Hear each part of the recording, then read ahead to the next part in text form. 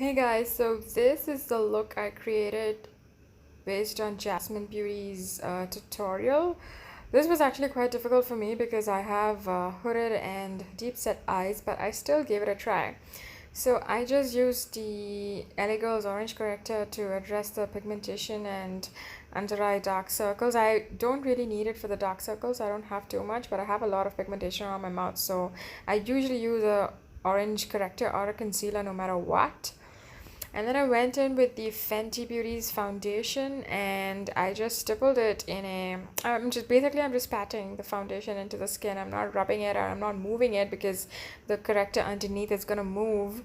So I'm just patting it. Always remember to pat in your foundation. It's also gonna help your makeup lasts long, and it's also not going to move the corrector or the concealer which you've already put underneath, or your skincare, your primer, your moisturizer. It's not going to slip and slide. It's all going to just stay in place.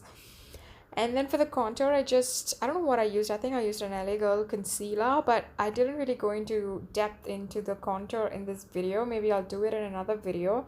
This is a very cool tone shade. It's not beautiful bronze. Bronze is a little bit more warm tone. This is a more cool tone shade. I just did that to really structure my face. But I'll talk about contouring in another video. So the next thing I did was using a Huda Beauty concealer for my under eye area. I didn't use foundation under the eyes because the Huda Beauty concealer is already very full coverage. It's gonna conceal your dark. Actually, even if I didn't use the orange corrector, the Huda Beauty concealer would have actually concealed it. I just used orange corrector because I was anyways correcting my pigmentation around the mouth, and that was just the remaining corrector. And then I went in with the NYX lipstick. This is the liquid lipstick in Prague or Prague, however you pronounce it.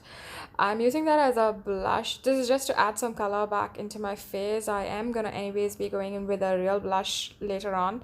So just add in a little bit, just dot it, and then make sure to pat it into the skin so that it becomes a part of the skin. And it shouldn't look pink. Basically, it should just blend into your skin, and it should just look like there's a little bit of color. Otherwise, everything looks black and white and very gray. After your foundation and your highlighting and your contour, all the color from your face is lost. This is the powder bronzer. This is the most important step I felt. So I already set my highlighted areas with a baking powder. I didn't show that in the video because I wanted to really emphasize on the powder contour. So even if you don't cream contour, a powder contour is very important. So you can see that it's only now that my face is gaining some structure. You don't necessarily have to use a contouring palette for this. You can just use a compact powder which is a couple of shades darker than your skin tone. And I'm just spraying my face right now so that everything is set. The powders and the cream and the foundation, everything just gets set into the face. And I'm highlighting the after I spray the face because I want good color payoff. And make sure to wait for the face to dry a little bit. So when you are about 10% or 20% wet, do the step. If you directly go in with the highlighter and the blush right after spraying the face, it's just gonna cling to your face and it's not gonna look blended. So you want to make it a little bit damp, a little bit wet, but it shouldn't be like dripping wet. So wait for a few seconds to dry. This is the Anastasia Beverly Hills brow pomade in ebony. I'm not doing anything special. My eyebrows are a little bit unruly because it's been a couple of weeks since I last did any threading or anything. We're in lockdown. We are all with unruly brows and upper lip hair. So I am carving out the eyebrows with some concealer. You can use any thick concealer. Don't use a very liquidy one because it needs to be full coverage and it shouldn't move around. So I just did that to carve out the eyebrows. Now we're done with the face and I took a water break, and then I went on with the eyes. I use the same concealer. I use the same Morphe brush. By the way, all of the brushes which I used are from Morphe, and the same one which I used to color correct because it has a little bit of orange and that will also help with the pigmentation on my eyelids. This is also a Morphe palette, the 39A Dare to Create palette, and I just took a orange color shade for the transition area. This is the crease area, and my crease is actually very tricky. And make sure to bring the transition shade all the way into the inner corner. Just bring it close to your nose contour so that it kind of have a seamless blend. I did the same thing on the other side as well, and then I took a bright pink, and then I just went in, I really deposited the color right under the crease shade. So make sure to blend this well. It's very pigmented, so it's gonna take a few, you're gonna have to go back and forth basically to blend it. And if you feel like any area is not blended properly, just use your finger to remove that patchy area. And then I use a dark wine color shade for the outer corners of my eyes. This palette is very pigmented, guys. Don't swirl in the brush, just barely tap it in, tap off the excess. Otherwise, you're gonna end up with big splotches. And then I am cutting my crease with a concealer. I don't really have a crease, but whatever. This is the way to do this kind of a look. And because my eyes are really hooded, it went to my brow bone. And if that happens, just use your fingers to remove the excess concealer when it's still wet. Don't wait for it to dry.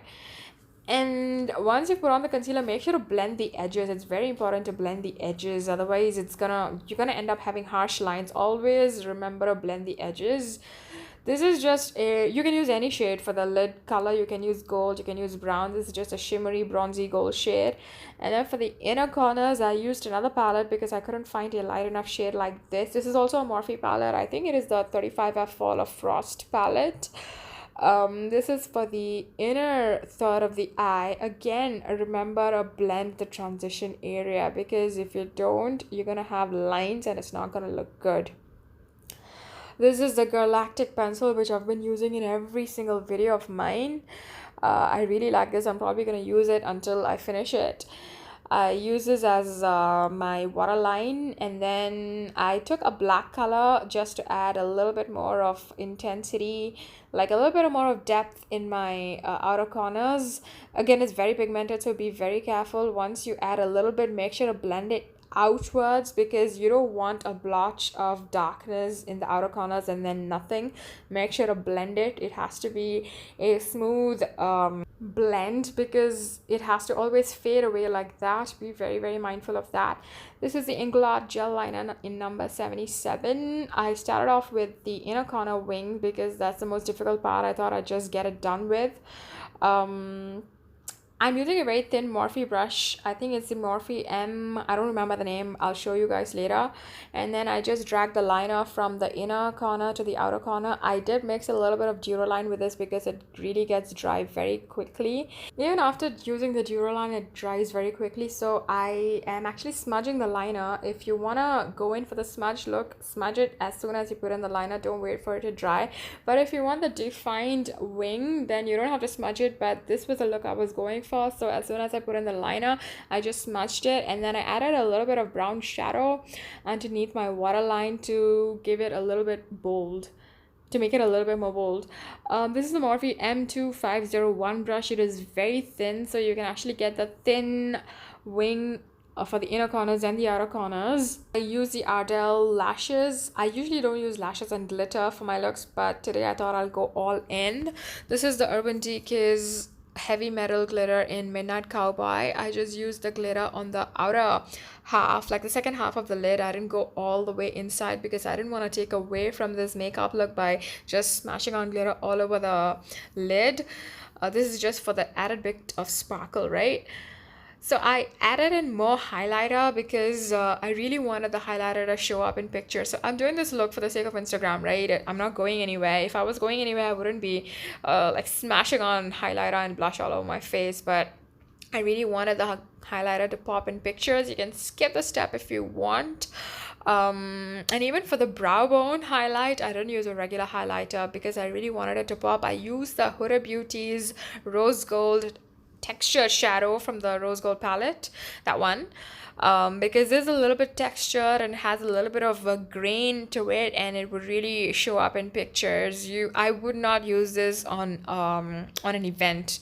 For the lips, I used the MAC's Absolutely It. This is from the Pro Longwear range. The shade is called Absolutely It. It is kind of a plummy shade. I love the shade as an all over lip thing, but I wanted it to be a little bit more nude, so I added in the Huda Beauty's liquid lipstick in Flirt, and then I realized that it looked too nude, so I went in a little bit with a muted pink lipstick, so it ended up looking more plum than nude, but then it matched the eyes, so I was happy with the look. And this is the look.